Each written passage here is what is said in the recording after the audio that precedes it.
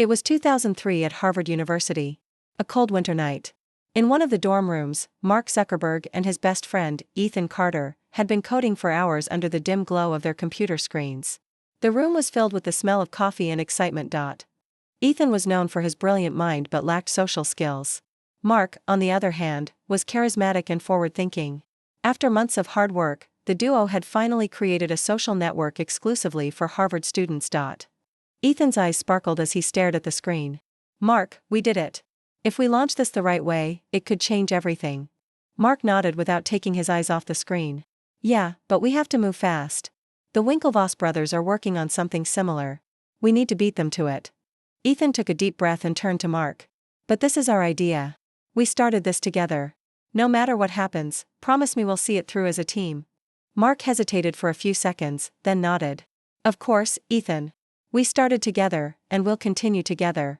But deep down, Mark had a different thought. Sometime later, an unexpected email landed in Mark's inbox. It was from Sean Parker, the co-founder of Napster. Sean saw incredible potential in Facebook and invited Mark to Silicon Valley. As Mark read the email, excitement rushed through him. This could take Facebook beyond Harvard and turn it into a global phenomenon. But Sean had a suggestion. "If you really want to build something big, you need to let go of some dead weight. This project is your vision, Mark. Guys like Ethan think too small. If you want to play big, you need to carve your own path." Mark thought long and hard. Ethan had been his best friend for years. But if he wanted to step onto the world stage, did he have to leave something behind? One night, Ethan walked into their workspace and noticed Mark in a private meeting with some investors. He stood by the door, listening to the conversation. "Who's on your team?" one of the investors asked. Mark cleared his throat and answered, "Actually, I run everything myself." Ethan's eyes widened. He stormed into the room, walking straight toward Mark. "What the hell does that mean, Mark? Did you cut me out of the team?" Mark, though slightly surprised, was prepared. "Ethan, listen. The investors want me to lead the project. They have concerns about your role." Ethan's voice trembled. "We started this together. This is my idea too." Mark's expression hardened. "This is business, Ethan. If you want, I can offer you a small payout, but you're no longer part of the company." Ethan stared at Mark in disbelief. "So that's all this was? You just wanted the money?" Mark kept his face emotionless and lowered his head. "Don't take it personally. It's just business." Ethan turned around and walked away. Years of friendship ended with a few cold words. Facebook exploded in popularity. Mark became one of the world's youngest billionaires. Media attention, investor support, and a massive user base, everything seemed perfect. Meanwhile, Ethan struggled to rebuild his life. He wanted a successful career in tech, but he was constantly overshadowed by his former friend. He worked at a few startups, but none lasted. Years later, one night, he sat in front of the TV, watching an interview with Mark.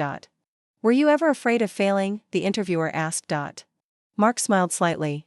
"No, because this was my vision from the beginning." Ethan slammed the remote onto the table, his eyes filled with anger. Mark had erased him completely.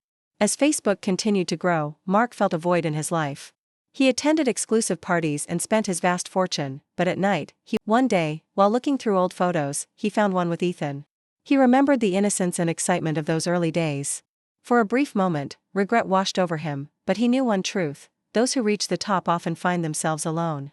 In 2023, at a major tech conference, Mark spotted his old friend.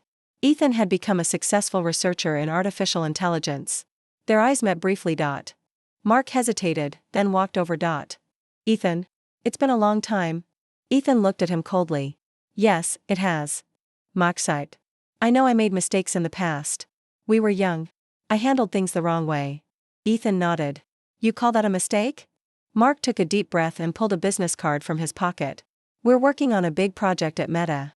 If you ever want to join." Ethan took the card, glanced at it for a moment, then slowly dropped it into the trash. Mark's eyes narrowed for a second, but then he understood. Some wounds never heal.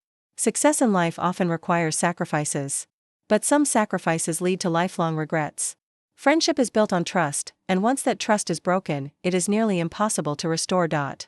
Mark Zuckerberg had built a multi-billion-dollar empire, but he had lost the most valuable thing of all, a true friend. If you enjoyed this story, don't forget to hit the like button. It really helps us bring you more amazing stories.